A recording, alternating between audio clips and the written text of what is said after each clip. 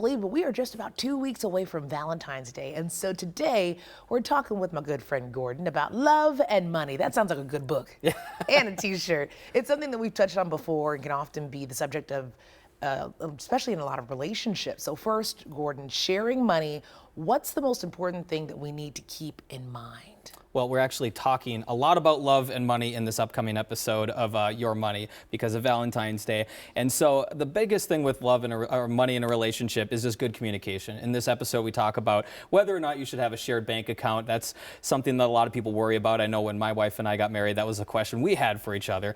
But the experts that we spoke to say it basically depends on your own personal preference. As long as you're having good communication and you have good understanding of where the money's coming from, where the money's going out, setting some rules about how much to spend.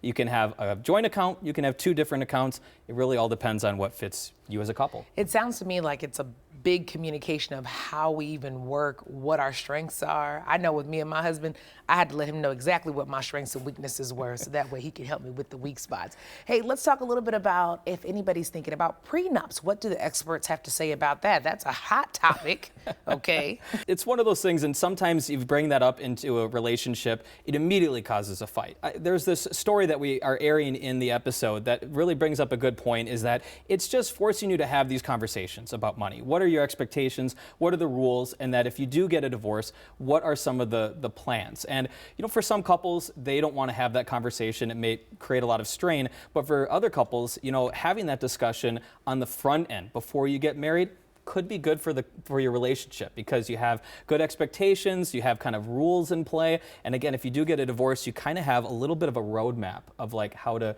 get through. But again, it's kind of like death and right. Divorce, two topics you really don't want to talk about. So that was one thing that the experts said in our episode, is that it really depends on you as a couple. If that's something you're comfortable and strong enough as a couple to really talk about. Adulting is hard. Start out by talking, okay? And a lot of people are trying to save money right now. Real quick, what are some tips or maybe less expensive date ideas? I'm sure people are writing this down. Go for breakfast. Usually breakfast is a little cheaper than dinner. You can get your meal for a couple dollars cheaper. You can also go out for lunch. You can go for coffee. You can go for a walk in the park. You don't have to spend money to get these memories. Just put a little thought into it and plan something fun and memorable that you and your significant other will have fun with. One of my best dates, went to the dollar store, had all these reasons why they meant a lot to me, put it out in the park, right? Very cool.